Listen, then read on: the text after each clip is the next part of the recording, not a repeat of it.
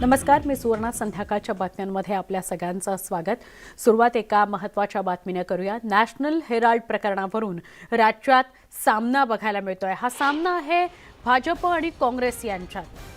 आमने सामने आलेले आहेत भाजप आणि काँग्रेस. काँग्रेसकडून विक्टिम कार्डचा प्रयत्न केला जातोय. 2000 कोटींची संपत्ती हडपायचा प्रयत्न आहे असा देवेंद्र फडणवीस हे काँग्रेसवर आरोप करतात. काँग्रेसही भाजपला उत्तर द्यायच्या तयारीत आहे. पण नॅशनल हेराल्ड प्रकरणावरून आज राहुल गांधींची ईडी चौकशी झाली आणि त्या पार्श्वभूमीवर भाजप आणि काँग्रेस आमने सामने आलेले आहेत.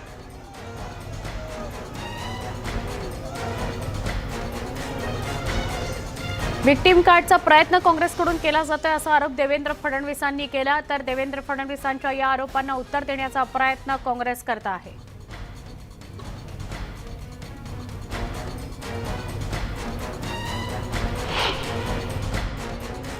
या संदर्भात जे काही वातावरण तयार करण्याचा प्रयत्न, विक्टिम कार्ड खेळण्याचा प्रयत्न हा काँग्रेसच्या वतीनं केला जातोय, हा चुकीचा आहे. 5000 स्वातंत्र्य संग्राम सैनिकांची 2000 कोटी रुपयाची संपत्ती ही हडपल्याच्या प्रकरणी ही चौकशी आहे. आणि मला असं वाटतं एजेएल ही राष्ट्रीय संपत्ती आहे आणि ती जर कोणी प्रायव्हेट संपत्ती करत असेल तर त्या संदर्भात अशी कारवाई होणं हे अत्यंत स्वाभाविक आहे. मला असं वाटतं की काँग्रेस पक्षानं याचा बाऊ करण्याच्या ऐवजी ही जी काही या ठिकाणी चौकशी चालली आहे ही चौकशी फेस केली पाहिजे. की बीजेपी खोटं बोलून गांधी परिवारावर आरोप करणं आणि तिथून आपल्या राजकीय पोळ्या शेकणं हा भाजपचा सुरुवातीपासून ती मानसिकता राहिलेली आहे. या पद्धतीची कृती करून गांधी परिवाराला बदनाम करण्यासाठी केलेली ही खेळी होती. या विषयाचं 2014-15च्या काळातच हा जो आज आरोप ईडीच्या माध्यमातून लावलेला याचा निकाल 15 मध्येच लागलेला आहे. पण गांधी परिवाराला बदनाम करून पुन्हा राजकीय पोळ्या शेकता येते का? हा प्रयत्न बीजेपीच्या माध्यमातून केंद्राच्या सत्तेचा दुरुपयोग करून ते करतात आहेत. नॅशनल हेराल्ड प्रकरणी सोनिया गांधी आणि राहुल गांधींना नोटीस पाठवणं चुकीचं असून केंद्रीय तपास यंत्रणांद्वारे छळ केला जात असल्याचा आरोप शिवसेना खासदार संजय राऊतांनी केला. या देशामध्ये भारतीय जनता पक्षाचे जे विरोधक आहेत त्यांना केंद्रीय तपास यंत्रणांच्या माध्यमातून त्रास देण्याचे जे षडयंत्र आहे त्याचाच एक भाग म्हणून सोनिया गांधी व राहुल गांधींना सुद्धा ईडीने नोटीसा पाठवलेल्या आहे. नॅशनल हेराल्ड प्रकरणी नॅशनल हेराल्डचा स्वातंत्र्य लढ्यातला इतिहास समजून घेतला पाहिजे. सगळ्यांनी, विशेषतः भाजपनं समजून घेतला पाहिजे. आणि मला असं वाटतं की ज्या पद्धतीनं हा छळ सुरू आहे सगळ्यांचा सर्वच विरोधकांचा, तो लोकशाहीला आणि देशाच्या स्वातंत्र्याला खड्ड्यात घालणार आहे. दरम्यान आर्थिक गैरव्यवहार प्रकरणी राहुल गांधींची ईडी चौकशी सुरू आहे. पहिल्या सत्रात जवळपास 3 तास राहुल गांधींची चौकशी सुरू होती. 3 तासांच्या चौकशीनंतर राहुल गांधी ईडीच्या कार्यालयाबाहेर आले. दरम्यान बाहेर आल्यानंतर राहुल गांधी रुग्णालयात दाखल असलेल्या सोनिया गांधींना भेटण्याकरता रुग्णालयामध्ये पोहोचले. रुग्णालयातून परतल्यानंतर राहुल गांधींची पुन्हा चौकशी सुरू करण्यात आलेली आहे.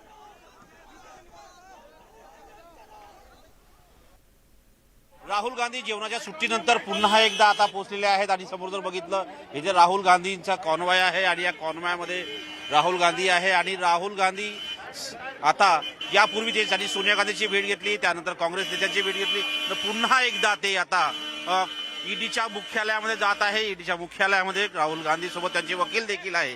महत्त्वाचं म्हणजे साधारणतः 45 मिनिटाची सुट्टी त्यांना देण्यात आली होती. त्यानंतर आता राहुल गांधी जे आहे ते आता ईडी कार्यालयात पोहोचलेले आहेत आणि इथूनच ते आता थोड्याच वेळात होऊ शकतं ते त्यांची पुन्हा एकदा चौकशी सुरू करण्यात येईल. महत्त्वाचं म्हणजे जर बघितलं राहुल गांधी यांची चौकशी करण्याकरता पुन्हा एकदा ते ईडी कार्यालयात पोहोचलेले आहेत आणि त्यांची आता पुन्हा चौकशी सुरू होणार आहे.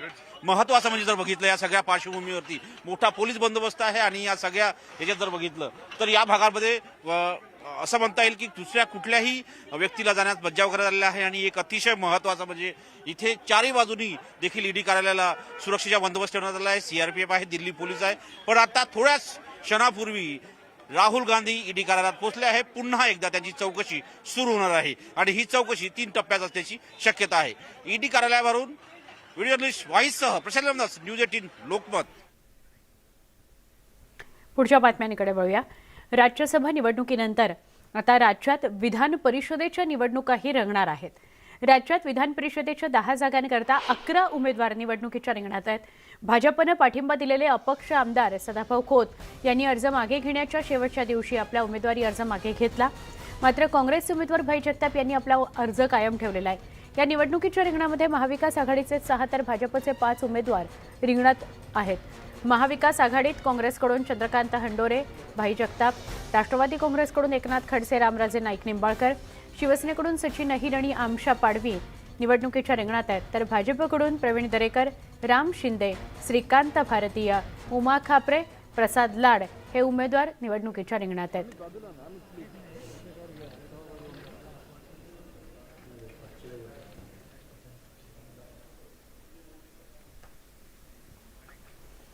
विधान परिषदेच्या निवडणूक रिंगणामध्ये कोण उमेदवार आहेत त्यावर आपण ग्राफिक्सच्या माध्यमातून नजर टाकणार आहोत. राष्ट्रवादी काँग्रेस, शिवसेना, भाजप या सगळ्या पक्षांचे कुठले उमेदवार आहेत हे आपण आत्ताच पाहिलं. पुढच्या बातमीकडे वळतोय. ओबीसी आरक्षणासाठी एम्पिरिकल डेटा तयार करण्याची पद्धत चुकीची आहे. राज्याचे विरोधी पक्षनेते देवेंद्र फडणवीस यांनी हा आरोप केलेला आहे. याचा ओबीसी समाजाला मात्र फटका बसू शकतो असंही त्यांनी म्हटलंय. चुकीचं सॅम्पल सर्व्हे कोर्टात सादर झालं तर ओबीसींचं अतोनात नुकसान होईल असंही त्यांनी म्हटलंय. राज्य सरकारनं याची दखल घेऊन कारवाई करावी. जर ती कारवाई केली नाही तर भाजपला रस्त्यावर उतरावं लागेल असा इशारा त्यांनी दिला आहे. विजय वडेट्टीवार यांची पत्रकार परिषद सुरू आहे. थेट प्रक्षेपण बघणार आहोत. त्या मुद्द्याचं मी काही अंशी समर्थन करतो, पण ही बाब आमच्याही लक्षात आली आणि त्यानंतर आम्ही अलर्ट मोडवर आलो आणि हे डेटा गोळा करत असताना आम्ही सांगितलं आहे की तुम्ही जर त्यामध्ये थोडी दुरुस्ती करा.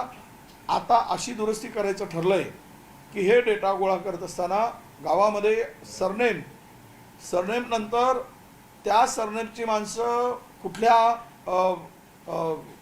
जातीची आहेत, कुठल्या कॅटेगरीमध्ये आहेत, ही सुद्धा माहिती आता आपण त्या ठिकाणी असलेल्या ग्रामपंचायतीकडून करून घ्यायची आणि त्यांच्या पुढे तो ओबीसी कॅटेगरीचा असेल तर ओबीसी, एससी कॅटेगरीचा असेल, एसटीचा असेल, व्हिजेंटी जो पण असेल ती तशी नोंद केल्यानंतर हा प्रश्न मला वाटतं सुटेल. मला हीच भीती होती ज्या पद्धतीनं आडनाव गोळा करत असताना, तीच भीती देवेंद्रजींनी व्यक्त केली आणि ती आता आमच्या लक्षात आली आणि आम्ही निश्चित रूपानं यामध्ये सुधारणा करू. नाहीतर मी सरकारमध्ये जरी असलो तरी आम्ही जे कमिशन नेमलेलं आहे त्याला आम्ही टीवावर दिला आहे. टर्म्स ऑफ रेफरन्समध्ये जाऊन त्यांनी काम करायचं होतं. त्याच्या स्कोपच्या त्यांनी काम करत असताना हे सगळं विधेयक काही पिरियड थोडंसं मर्यादा होता, कालावधी फार कमी होता आणि अशा स्थितीमध्ये सॅम्पल सर्वे करूनच आपल्याला काम करायचं होतं. आम्ही असंही म्हणालो होतो त्यावेळेस की आपल्याकडे मोठ्या प्रमाणात यंत्रणा आहे, त्याचा वापर करा. 20 लाख कर्मचारी राज्यामध्ये आपल्याकडे आहेत. प्रत्येक ग्रामपंचायत किंवा गाव पाहिलं तर शाळांचे शिक्षक, ग्रामसेवक, तलाठी असं धरलं तरी 7-8 लोक आपल्या एका गावामध्ये सहज मिळतील. आणि त्यांनी जर एक गाव 600-500 घरांचं आहे, 3-4 दिवसामध्ये आपण सगळ्या फॅक्ट्स आपल्या लक्षापुढे येऊ शकतील, वास्तविकता लक्षापुढे येऊ शकेल आणि ते कुठेही यामध्ये गडबड होणार नाही अशी सुद्धा विनंती मी मुख्यमंत्र्यांना आणि आम्ही आमच्या जयंत भाटिया साहेबांना किंवा आयोगाचे अध्यक्ष आणि आमचे ग्रामविकास, कारण हे सर्व काम ग्रामविकासच्या अंडरमध्ये सुरू आहे. ग्रामविकास विभाग आणि त्याचे सचिव आमचे सगळं ACS आहेत, अतिरिक्त मुख्य सचिव, ते सगळं काम बघत आहेत आणि राजेश कुमारजी त्यांच्याशी माझी चर्चा झाली आणि ही बाब आमच्याही लक्षात आली आणि देवेंद्रजींच्याही लक्षात आली. त्यामुळे आता आम्ही सुधारणा करू आणि यामध्ये नक्की बदल होईल. ओबीसीचं कोणत्याही पद्धतीचं नुकसान होत असेल तर मात्र ते आम्ही सहन करणार नाही आणि होऊ देणार नाही आणि आवश्यकता असेल तर तिथे विरोध करू. पदापेक्षा, खुर्चीपेक्षा ओबीसीचं अहित होत असेल तर ते मात्र विजय वडेट्टीवार सहन करणार नाही. कधीपर्यंत हे प्रक्रिया पूर्ण असं वाटतं तुम्हाला? हे बघा, 12 जुलैला सुप्रीम कोर्टामध्ये या संदर्भातली तारीख आहे. आम्ही आयोगांना विनंती वारंवार करतो आहे, कारण महाराष्ट्र मोठा आहे आणि त्यातून आम्ही जो वेळ दिला थोडासा वेळ वाढवणे दिला आहे. पण पुढच्या 10 दिवसामध्ये हे सर्व होणे अपेक्षित आहे. त्यानंतर आल्यानंतर राज्य सरकारकडे ही माहिती आल्यानंतर, म्हणजे जी माहिती राज्य सरकारकडे आयोगाकडून पोचल्यानंतर ते आम्ही बघितल्यानंतर सरकार आणि मग ते सुप्रीम कोर्टामध्ये माननीय मुख्यमंत्र्यांच्याकडे गेल्यानंतर मुख्यमंत्री किंवा सरकार म्हणून हे सर्व माहिती कोर्टाकडे आम्ही देऊ, कोर्टाच्या समोर माननीय सर्वोच्च न्यायालयाच्या पुढे नेऊ आणि त्यानंतर सर्वोच्च न्यायालय या संदर्भातला निर्णय घेतील. नगर परिषद नगरपंचायतच्या अधिसूचना निघालेल्या आहे आरक्षणासंदर्भात, त्यामध्ये काही दिलासा मिळण्याची शक्यता आहे का? नाही, असं आहे की निवडणुका अधिसूचना जरी निघाली, आरक्षण फायनल झालं, वार्डची संरचना झाली, तरी पण जर उद्या कोर्टाने सर्वोच्च न्यायालयाने सांगितलं, 4 दिवसात सर्वोच्च न्यायालयाने सांगितल्यानंतर मध्य प्रदेशामध्ये सगळ्या झालेल्या बाजूला करून निवडणुका झाल्या, तिथे तर त्या सगळ्या गोष्टी झालेल्या होत्या, वार्डाची रचना झाली होती, आरक्षण झालेलं होतं. पण सर्वोच्च न्यायालयाने म्हटल्यानंतर ते मानावं लागतं. उद्या सर्वोच्च न्यायालयाने सांगितलं की नाही, सगळं ओबीसीचं आरक्षण घेऊन सर्व करा, त्या पद्धतीनं होईल.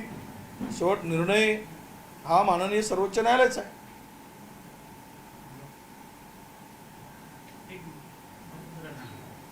विधान परिषदची निवडणूक आहे, शिवसेनेने ज्या प्रकारे भूमिका घेतली की आपापलं बघून घ्या, काँग्रेसची काय, कारण की दुसरा अतिरिक्त जो उमेदवार आहे 10व्या जागेसाठी तो काँग्रेसचा आहे. नाही, असं आहे की संख्याबळानुसार ज्यांच्याकडे संख्याबळ आहे, शिवसेनेचे 2 उमेदवार सहज निवडून येतील, राष्ट्रवादीचे 2 उमेदवार सहज निवडून येतील. आम्हाला 26-27चा कोटा धरला तर 17 अतिरिक्त आमच्याकडे 17 मतं आहेत. आम्हाला आमचा उमेदवार निवडून येण्यासाठी आम्हाला एक 10 मताची, 8 मताची, 8 ते 9 मतं फार तर जुळवाजुळव आहे. आणि अशा स्थितीमध्ये सर्वांनी मिळून या निवडणुकीला सामोरं जाण्याची आवश्यकता आहे.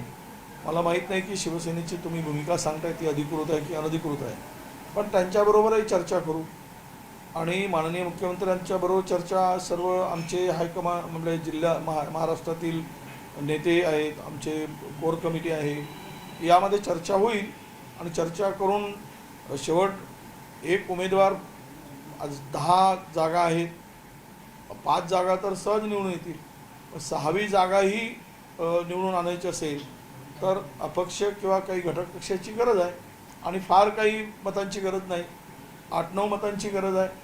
ती नीट जर पूर्ण झाली तर आमचा उमेदवार 6वा उमेदवार सहज निवडून येईल. म्हणून मी यावर अधिक भाष्य करणार नाही, परंतु सर्व पक्षाचे प्रमुख नेते महाविकास आघाडीतील बसून यावर जो काही निर्णय घ्यायचा तो एकत्रितरित्या घेतील. अपक्षांबाबत आपण बोललेलो होते, अपक्षांवर नाराजी राऊतांनी व्यक्त केली होती. आपली पण भूमिका दोन्हीसोबत बुलढाण्यात मांडली होती, आता त्या भूमिकेवर ठाम? नाही, माझी भूमिकेचा विपर्यास्त करून ती भूमिका माझ्या तोंडी घातली. मी म्हणालो ही सर्व अपक्षांनी महाविकास आघाडीला पाठिंबा दिला आहे, तर त्यामध्ये महाविकास आघाडीबरोबरच यांनी राहायला पाहिजे. महाविकास आघाडीच्या माध्यमातून त्यांना आवश्यक असलेल्या विकासासाठी सर्व आम्ही मदत करत आहोत आणि अशा स्थितीमध्ये त्यांनी कुठली काही जर भूमिका स्वीकारली असेल तर योग्य नाही, ही आमची भूमिका होती. आणि त्यांना शेवट काय, कोणीतरी एका माजी मंत्र्यांनी वेळेने सांगितलं, कोणाच्या बाबाचा, अरे तुझ्या पण तो सांगितलं एक डॉक्टर कुठे की कोणाच्या बापाचा फंड आहे का, कोणाच्याच बापाचा नसतो. त्यांनी पण मंत्री असताना काही त्याच्या बापाचा फंड नव्हता, हे सरकारचाच पैसा असतो. बाळासाहेब थोरातांनी यावर काय प्रतिक्रिया दिली ती बघूयात.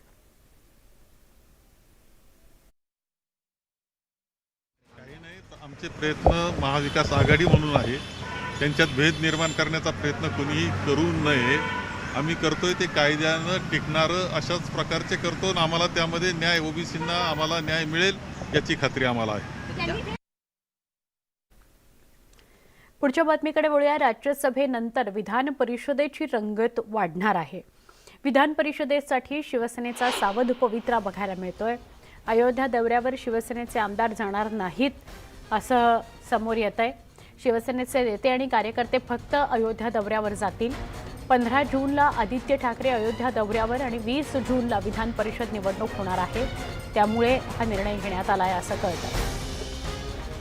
अयोध्येला आमदार जाणार नाहीत. नेते आणि कार्यकर्ते फक्त अयोध्येत जातील. विधान परिषदेसाठी शिवसेना सतर्क झाली असं म्हणता येईल. 15 जूनला आदित्य ठाकरे अयोध्या दौऱ्यावर जाणार आहेत आणि 20 जूनला विधान परिषद निवडणूक आहे. त्यामुळे हा निर्णय घेतला गेलाय.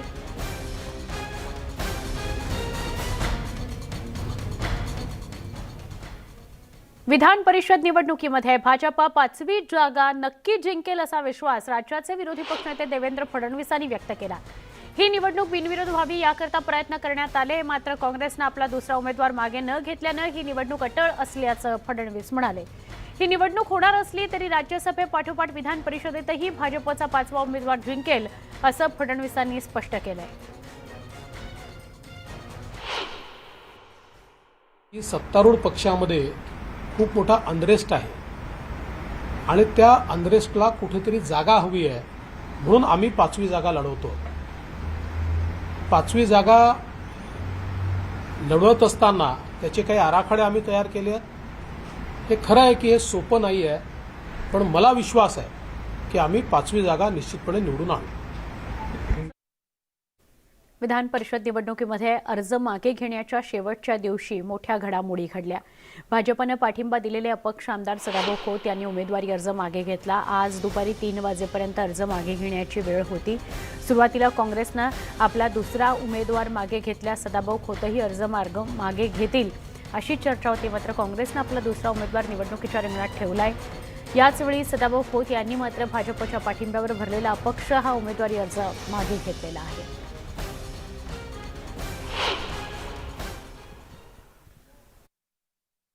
देवेंद्रजी फडणवीस असतील आणि प्रदेशाध्यक्ष चंद्रकांत दादा पाटील असतील यांच्याकडून मला 3ला 5-7 मिनिटं कमी असताना या ठिकाणी निरोप आला की आपण 5 जागा लढवण्याचा निर्णय घेतलेला आहे आणि तुमची 6वी जागा आपल्याला मागे घ्यावी लागत आहे आणि त्यानुसार मी या ठिकाणी माझा उमेदवारी अर्ज मागे घेतलेला आहे.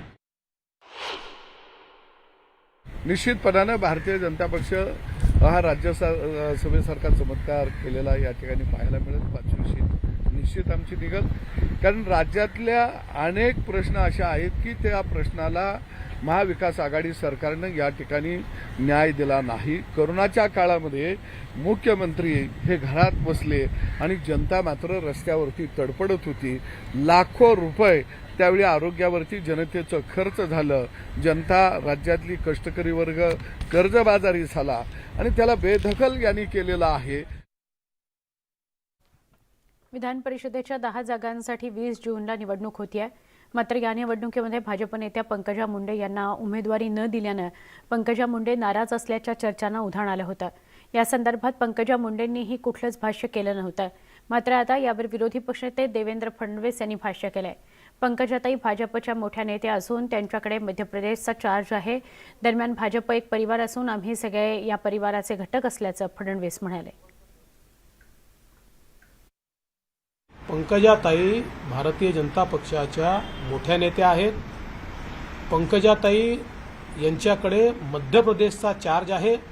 त्या सातत्याने मध्य प्रदेशला जात असतात. तिथलं आता इलेक्शन देखील आहे. तिथला प्रभार त्या सांभाळत आहेत आणि आम्ही सगळेच एकमेकाच्या संपर्कात असतो. तुम्ही काळजी करू नका. भारतीय जनता पार्टी हा एक परिवार आहे. आम्ही सगळे या परिवाराचे घटक आहोत. शरद पवारांना यूपीएचा अध्यक्ष करा, राष्ट्रपतीऐवजी यूपीए अध्यक्ष करा असं मंत्री जितेंद्र आव्हाड म्हणालेले आहेत. त्यांनी तशी मागणीच केलेली आहे. आव्हाड यांच्या मागणीने नव्या वादाला मात्र तोंड फुटण्याची चिन्ह आहेत. राष्ट्रवादी काँग्रेसचे सर्वेसर्वा शरद पवार यांना यूपीए अध्यक्ष करून भाजपला रोखण्याचं काम करावं असं जितेंद्र आव्हाड म्हणाले.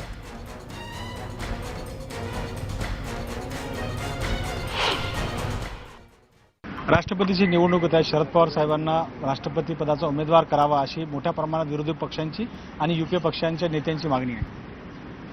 मला वाटतं की संख्याबळ पाहूनच निर्णय घेण्यात यावा. पण मला वैयक्तिक विचारात तर शरद पवार साहेबांसारखा व्यक्तिमत्व हे राष्ट्रपती भवनाच्या कोंडवाड्यात कोंडून घेऊ शकत नाहीत स्वतःला. म्हणजे आमच्यासारखे जे राजकारणी आहेत आज मेनस्ट्रीममध्ये आहेत, मुख्य प्रवाहामध्ये आहेत, ज्यांनी साहेबांबरोबर 35-35 वर्ष काढलेत, आजही साहेब ज्या पद्धतीने फिरतात, ज्या पद्धतीने त्यांचा ग्रामीण महाराष्ट्रात संपर्क आहे किंवा देशभरात त्यांचा संपर्क आहे, अशा संपर्क असलेल्या माणसांनी मेनस्ट्रीम पॉलिटिक्समध्येच राहून त्यांनी बंद दाराआड ते जे काही रॉयल लाईफ असतं ते पवार साहेबांसारख्या माणसाला शोभणार नाही. त्यांनी राष्ट्रपती व्हावं, हे महाराष्ट्राचा सन्मान होईल वगैरे वगैरे वगैरे हे आहेच. लोक ह्या बाबतीत वेगळंच बोलतील, माझ्या विरोधातच बोलतील. पण मी ज्या शरद पवारांना ओळखतो ते शरद पवार बंद दरवाजाआड राजकारण करू शकत नाहीत. त्यांना जोपर्यंत ते लोकात जात नाही तोपर्यंत त्यांच्या चेहऱ्यावरती असं तेज तळाळत नाही आणि त्यामुळे त्यांनी लोकांमध्येच राहावं, तोच त्यांचा खरा हक्क आहे. पण विरोधी पक्षांमध्ये एक सक्षम चेहरा नाहीत म्हणून शरद पवार साहेबांना असं आहे की विरोधी पक्षाकडे सक्षम चेहरा नाही म्हणून राष्ट्रपती करण्यापेक्षा एवढाच जर विरोधी पक्षांना असेल तर मग विरोधी पक्षांनी त्यांना आत्ताच युपीएचे नेते म्हणून जाहीर करावं आणि 24ची रणनीती आठावी. मी त्यांना प्रधानमंत्री करा असं सुद्धा स्टेटमेंट करणार नाही आज. पण जर एवढीच गणितं मांडायची असतील बारीक बारीक बारीक बारीक, 22 आहे, 2 वर्षांनी 24 आहे, आत्तापासून गणितं मांडायला सुरुवात केली, आत्तापासून जुळवाजुळव सुरुवात केली तर मग 24ला काय अवघड जाणार नाही. संध्याकाळच्या बातम्यांमध्ये पुन्हा एकदा स्वागत. दहशतवादी संघटना असलेल्या लष्करी तैयब्बासाठी काम करणाऱ्या तरुणाला पुण्यातल्या दहशतवाद विरोधी पथकानं उत्तर प्रदेशामध्ये अटक केलेली आहे. इमानुल हक असं या तरुणाचं नाव आहे. त्याला उत्तर प्रदेशातील सहारनपूरमधून अटक करण्यात आली आहे. जम्मू काश्मीरमधील दहशतवादी संघटनांच्या संपर्कात असलेल्या बुलडाण्यातील जुनेद मोहम्मद या तरुणाला एटीएसनं यापूर्वी अटक केली होती. इमानुल त्याच्या संपर्कात होता. त्याला पुणे न्यायालयामध्ये हजर करण्यात आल्यानंतर त्याला पोलीस कोठडी सुनावण्यात आली आहे. त्याला 24 तारखेपर्यंतची पोलीस कोठडी सुनावण्यात आली आहे. युक्तिवाद असा झाला आहे की आरोपी नंबर 1 जो जुनेद होता तर त्याने या आरोपी नंबर 3ला रिक्रूट केला होता आणि रिक्रूट केल्यानंतर त्याच्याकडनं काय अजून माहिती जी आहे किंवा त्याला काही पैसे दिलेले आहेत का किंवा या आरोपीने इनामुलने कोणा दुसऱ्या लोकांना रिक्रूट केला आहे का, तसंच काश्मीरशी मध्ये घेऊन जाऊन ह्याच्यावरती काही इन्व्हेस्टिगेशन करायचं का, या सगळ्या गोष्टींसाठी त्याची पोलीस कस्टडी 24 तारखेपर्यंत दिलेली आहे.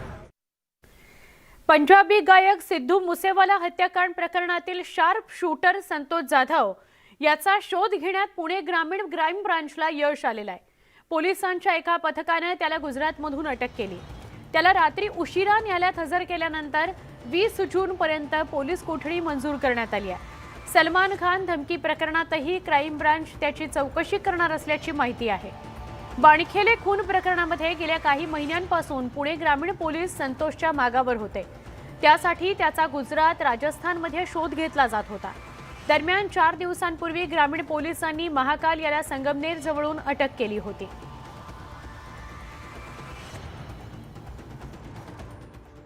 याआधी आमच्याकडे फक्त महाकाल होता एकच, म्हणजे सौरव कांबळे, सिद्धेश कांबळे त्याचे असल नाव आहे त्याच्या, आणि आता हे 2 जे त्याचे ॲसोसिएट आहेत ते सुद्धा आपल्याला कस्टडीमध्ये मिळालेले आहेत. आणि अजून आपल्याला जवळपास 12 ताससुद्धा नाही झाले त्यांची कस्टडी घेतली आम्ही. त्याच्या अजून सखोल जे तपास आहे, इंटरोगेशन आहे, सस्टेन होईल आणि त्यानंतर त्यांचा सहभाग कुठे कसा आहे, लॉरेन्स बिश्नोईच्या गँगमध्ये ते कसा सामील झाले, महाराष्ट्रात त्यांचे काय प्लान होते आणि पंजाबच्या जे खून झालेला आहे तिथे त्यांचा काय रोल आहे किंवा त्यांचा काय लिंक आहे त्याचा अजून तपास होणे बाकी आहे.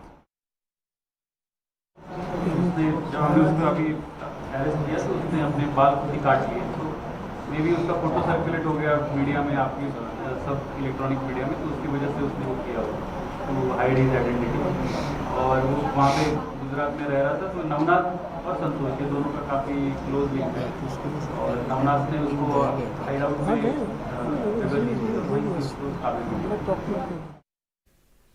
ट्रॅव्हल्स चालकाकडून वाशिम इथून पुण्यामध्ये आलेल्या एका महिलेचं अपहरण करून तिच्यावर बलात्कार केल्याची धक्कादायक घटना घडली आहे. या प्रकरणी ट्रॅव्हल्स चालकाला स्वारगेट पोलिसांनी अटक केली आहे. नवनाथ शिवाजी भोग असं आरोपीचं नाव आहे. पीडिता आणि तिच्या पतीचे विश्वास संपादन करून बसमध्ये झोपण्यास सांगितलं. पीडितेचा पती नैसर्गिक विधीसाठी खाली उतरल्यानंतर बस पळवून नेत महिलेवर त्यानं बलात्कार केला.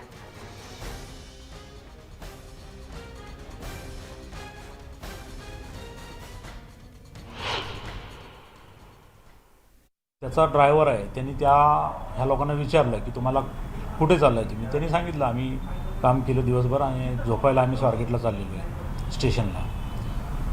तर त्यांनी सांगितलं तू आमच्या गाडीतच झोप ना, मग कशाला तिकडे स्टेशनला चोऱ्या माऱ्या होतात, आमच्या गाडीत सेफ आहे, तू झोप, सकाळी मला जायचं आहे वर्दीवर, त्यामुळं सकाळपर्यंत आम्ही आहे इथं.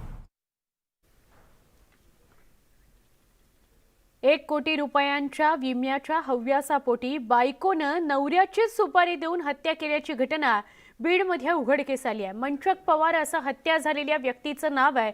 मंचक यांनी 1 कोटी रुपयांचा अपघाती विमा काढला होता. या विम्याच्या पैशाच्या हव्यासापोटी बायको गंगूबाई हिनं मंचक यांच्या हत्येची 10 लाखांची सुपारी दिली.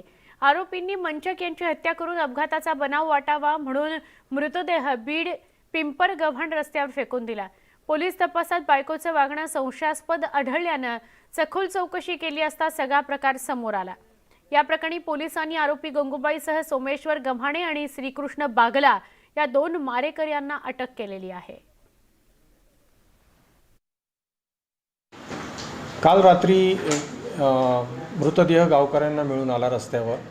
त्याच्या बाजूला मोटरसायकल पडलेली, ॲक्सिडेंटसारखी स्थिती निर्माण असलेली स्थिती होती.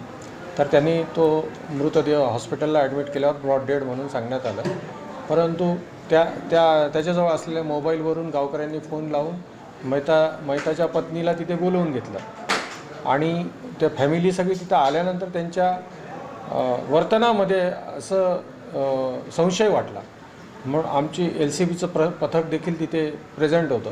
त्यांच्या वर्तनामध्ये संशय आल्यानंतर याच्यामध्ये आणखी तपास केला तर असं निदर्शनास आलं की हा एक अपघाताचा प्रकार सदृश्य परिस्थिती निर्माण करून एक खून करण्यात आलेला होता. यामध्ये जी मेन आरोपी आहे म्हणजे त्या मैताच्या पत्नीनेच मैताचा खून करवलेला आहे. यामध्ये तिने 10 लाखाची सुपारी 3 लोकांना दिली होती. ते लोक फरार आहेत. परंतु ह्या मैताची इन्शुरन्स पॉलिसी होती. त्या मैताच्या पॉलिसीद्वारे जर त्याचा अपघाताद्वारे मृत्यू झाला तर त्यांना 1 करोड रुपये साधारणतः मिळणार होते.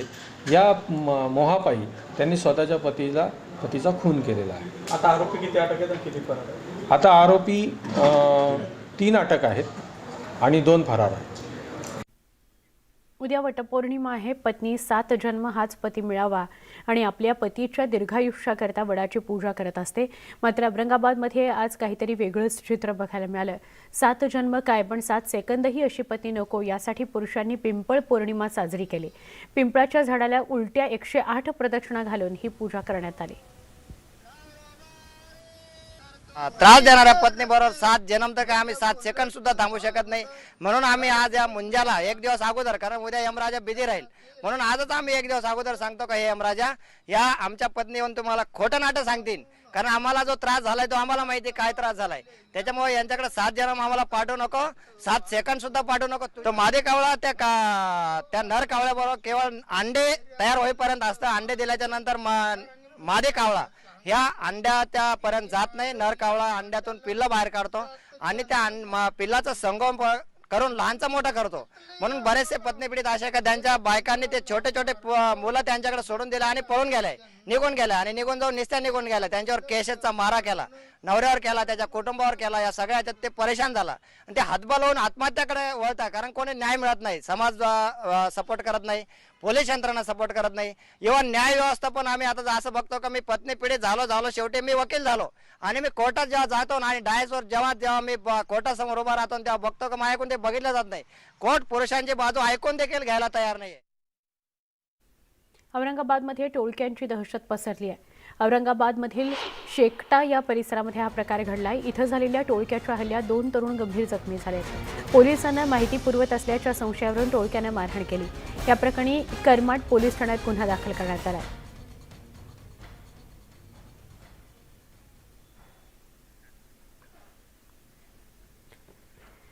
पुढची बातमी आहे मुंब्र्यातून. मुंब्र्यामध्ये संपत्तीच्या वादातून युवकानं स्वतःला पेटवून घेतलं. ही सगळी घटना सीसीटीव्हीत कैद झाली आहे. तरुणाला उपचारासाठी मुंबईच्या केईएम रुग्णालयात दाखल करण्यात आलंय. वडील आणि त्यांच्या 2 मुलांमध्ये संपत्तीवरून वाद होते. हा वाद कोर्टात असतानाच या वादातून तरुणानं स्वतःला पेटवून घेतलं.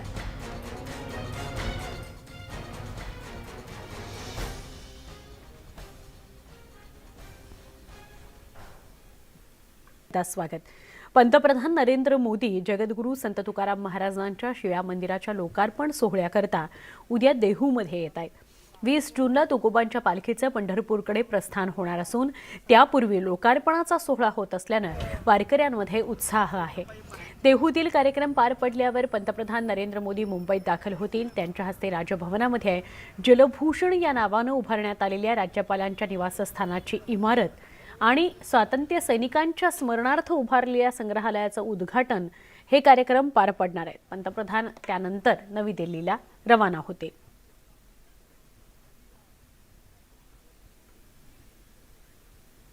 महागाईची झळ आता विठुरायाच्या भक्तांनाही बसली आहे. महागाईमुळे पंढरपुरात विठ्ठलाचा प्रसाद महागलाय. 15 रुपयांना मिळणारा लाडूचा प्रसाद आता 20 रुपयांना मिळणार आहे. विठ्ठल रुक्मिणीच्या दर्शनाकरता दररोज हजारो भाविक येत असतात. इथे येणाऱ्या भाविकांना मंदिर समितीच्या वतीनं लाडू प्रसादाची विक्री केली जाते. महागाई वाढल्यानं आता प्रसादाच्या दरात 35 ते 40% वाढ झाली आहे. त्यामुळे भाविकांना आता प्रसादासाठी जास्त पैसे मोजावे लागणार आहेत.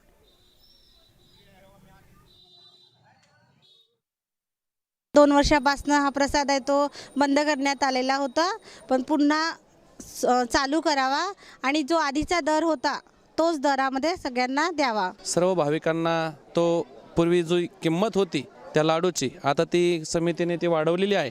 ती कृपा करून वारकरी भाविकांना तो पहिल्या किमतीमध्येच तो मिळावा अशी समितीला आम्ही विनंती करतोय.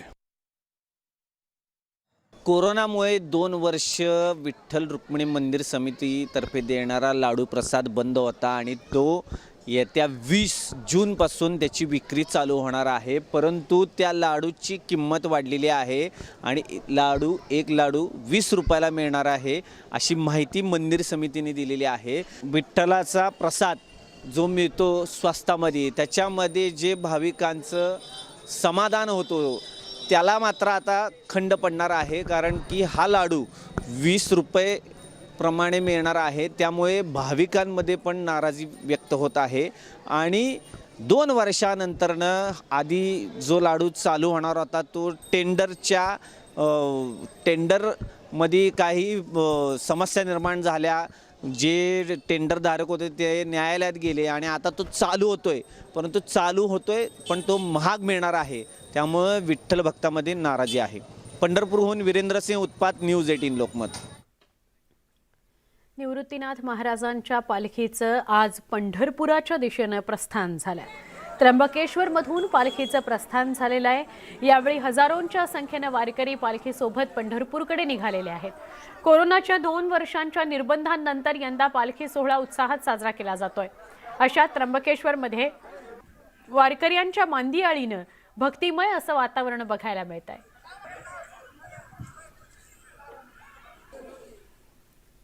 कोरोनाचा प्रादुर्भाव कमी झाल्यानंतर आजपासून राज्यभरात शाळा सुरू झाल्या. बऱ्याच कालावधीनंतर शाळांमध्ये किलबिलाट बघायला मिळतोय. आज फक्त पहिलीच्या शाळांमध्ये पहिलं पाऊल हा कार्यक्रम होणार आहे. तर राज्यातील विद्यार्थ्यांना 15 जूनपासून, विदर्भातील विद्यार्थ्यांना 27 जूनपासून प्रत्यक्षात शाळेत हजर राहण्याचे निर्देश देण्यात आलेले आहेत.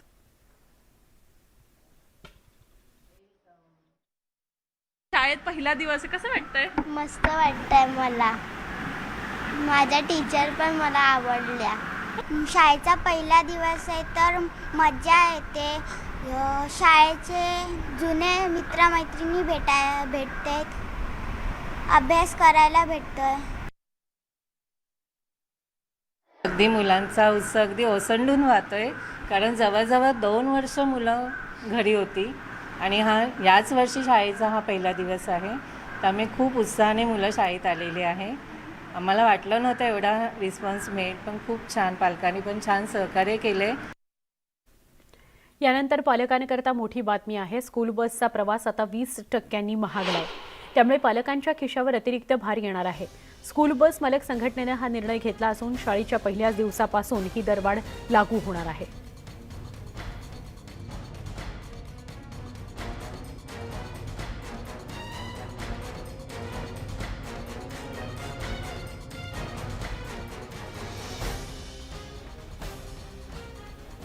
आता बातमी आहे मुंबईतून.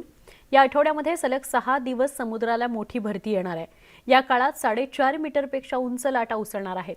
दरम्यान या आठवड्यामध्ये मुंबईत अतिवृष्टी झाल्यास ठिकठिकाणी पाणी तुंबण्याची शक्यता देखील आहे. त्यामुळे मुंबईकरांना सावधगिरी बाळगावी लागणार आहे. पालिकेनं या पावसाळ्यातील भरती ओहोटीचं वेळापत्रक जाहीर केलं असून यानुसार पावसाळ्यामध्ये तब्बल 22 वेळा मोठी भरती येणार आहे. तुम्ही जर बाईक चालवत असाल आणि शॉर्टकटसाठी रॉंग साईडने गाडी घालणार असाल तर ही बातमी तुम्हा सगळ्यांसाठी महत्त्वाची आहे. कारण तुमच्यावर फक्त दंडात्मक कारवाईच होणार नाहीये, तर तुम्हाला चक्क जेलची हवा सुद्धा खावी लागणार आहे.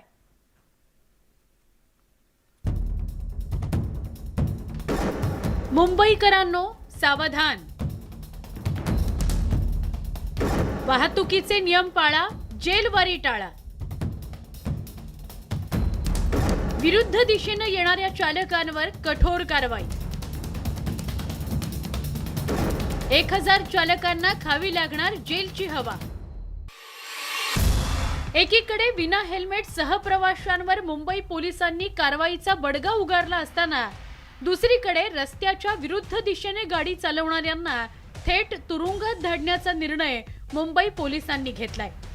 आतापर्यंत मुंबई पोलिसांनी हजारो बाईक स्वारांवर कारवाई केली असून त्यांच्याकडून लाखो रुपयांचा दंडही वसूल केलाय.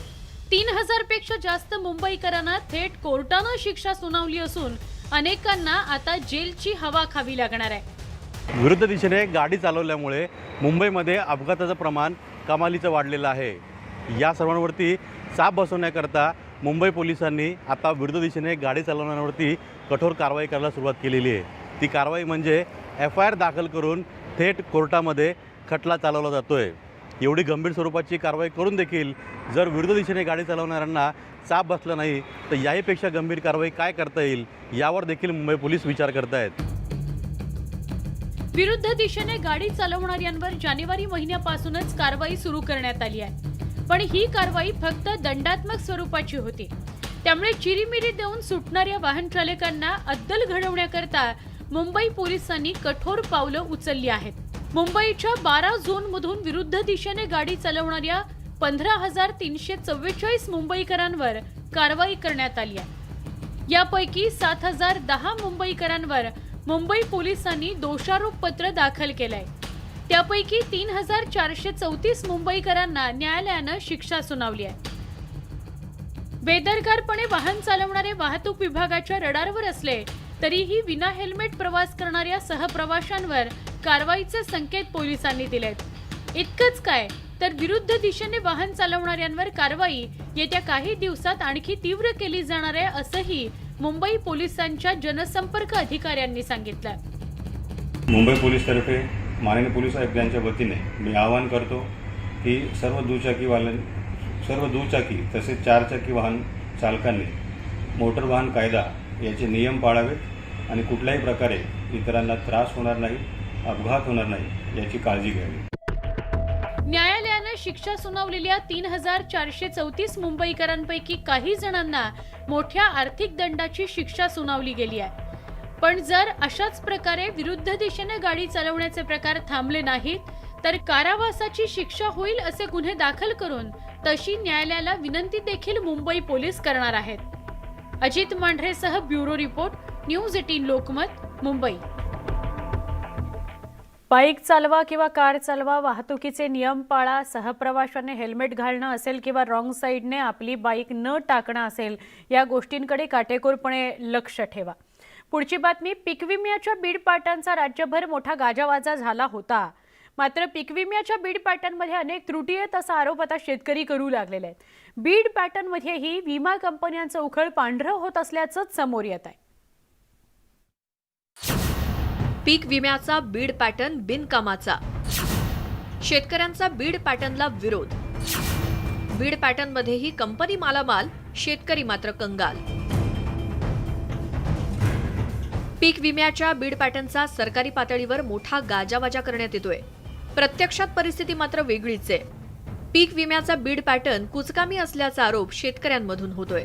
बीड पॅटर्ननुसार विम्याचा एक भाग शेतकरी तर उर्वरित 2 भाग राज्य आणि केंद्र सरकार भरतं. ही बाब चांगली असली तरी विमा कंपन्या भरपाई देताना हातचलाखी करत असल्याचा आरोप शेतकऱ्यांनी केलाय. 100% नुकसान होऊन सुद्धा भरपाई 20 ते 40%च मिळत असल्याचं शेतकरी सांगतात. पीक विमा एकही रुपया महाराष्ट्र सरकारने शेतकऱ्याला दिलेला नाही. कारण की शेतकऱ्यांकडून करोडो रुपये भरून घेतले, विम्याच्या नावावर घेतले गेले आणि ते सरकारी तिजोरी आणि विमा कंपनीने वाटून खाल्ले. मुख्यमंत्री म्हणतात बीड जिल्हा पॅटर्न हे संपूर्ण महाराष्ट्रात राबवायचं. अरे, जर बीड जिल्हा पॅटर्न जर महाराष्ट्रात राबवायचं असेल ते फक्त शेतकऱ्यांना लुटण्यासाठी राबवायचे का शेतकऱ्यांच्या भल्यासाठी राबवायचे हेच आम्हाला कळायला तयार नाहीये. विमा कंपन्या शेतकऱ्यांना नुकसान भरपाई देताना अटींच्या सापळ्यात अडकवतात. यातून विमा कंपन्या मोठ्या प्रमाणात नफेखोरी करत असल्याचा आरोप होतोय. विमा योजना चांगली वाटत असली तरी ती शेतकऱ्यांच्या फायद्याची नसल्याचा आरोप होतोय. बीड जिल्ह्यातील शेतकऱ्यांना 2020चा पीक विमा मिळाला नाही. जवळपास 4.5 लाख शेतकरी या पीक विम्यापासून वंचित आहेत आणि तो पीक विमा द्यावा म्हणून वारंवार आंदोलनं केले, निदर्शने केले. मात्र ह्या बीड पॅटर्ननुसार या शेतकऱ्यांना पीक विम्याचा लाभ मिळत नाही.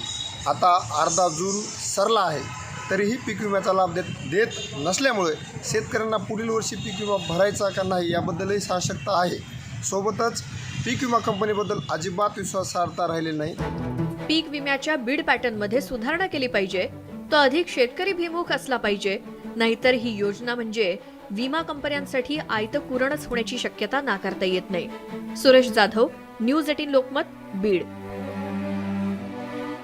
पीक विमा कंपन्यांचा ढिसाळ कारभार शेतकऱ्यांच्या मुळावर उठलाय. मागील वर्षीची पीक विम्याची रक्कम शेतकऱ्यांना अद्याप मिळालेली नाही. त्यामुळे शेतकरी आर्थिक संकटात सापडलाय. जळगाव जिल्ह्यात मागच्या वर्षी अतिवृष्टीमुळे शेतांमध्ये पाणी साचून रोपं वाहून गेली होती. उभ्या पिकांचं मोठं नुकसान झालं होतं. यानंतर शेतकऱ्यांनी विमा कंपनीच्या अधिकाऱ्यांसोबत वेळोवेळी पत्रव्यवहार सुद्धा केला. घटनास्थळी बोलावून पंचनामे करून घेतले, पण अजूनही त्यांना विम्याची रक्कम मिळालेलीच नाही. शासनाची जी मदत होती ती वेगळीच, पण विमा कंपनीकडून आज आम्हाला 1 रुपया सुद्धा भेटलेला नाहीये. आणि आता सध्याच्या वर्षात सुद्धा आमचं नुकसान झालेलं आहे. तरी पण विमा कंपनीने आम्हाला पूर्ण मदत करावी ही आमची अपेक्षा आहे. मागच्या वर्षी विमा कंपनीनं हक्काची रक्कम दिली नाही, तरी देखील कंपन्यांवर विश्वास ठेवून शेतकऱ्यांनी पुन्हा यावर्षी विमा काढलाय. मागच्या वर्षीचा पीक विमा आता तरी मिळेल असं शेतकऱ्यांना वाटतंय. तर कृषी विभागानं सरसकट पंचनामे करून शेतकऱ्यांना रक्कम अदा करावी अशी मागणी खासदारांनी केली आहे. मी मागच्या वर्षी विमा काढलेला असून त्यांनी मला ग्वाही दिली होती की नुकसान वगैरे काही झाल्यास आम्ही तुम्हाला नुकसान भरपाई देऊ. पण माझं नुकसान जास्त 80-90% झाले असून मला विमा काढून त्यांनी नुकसान भरपाई काही केलेली नाही. आणि ह्या वर्षी सुद्धा मी त्यांच्यावर विश्वास ठेवून विमा काढला. त्या ठिकाणी शेतकऱ्याला पिकं आडवी पडली आहेत.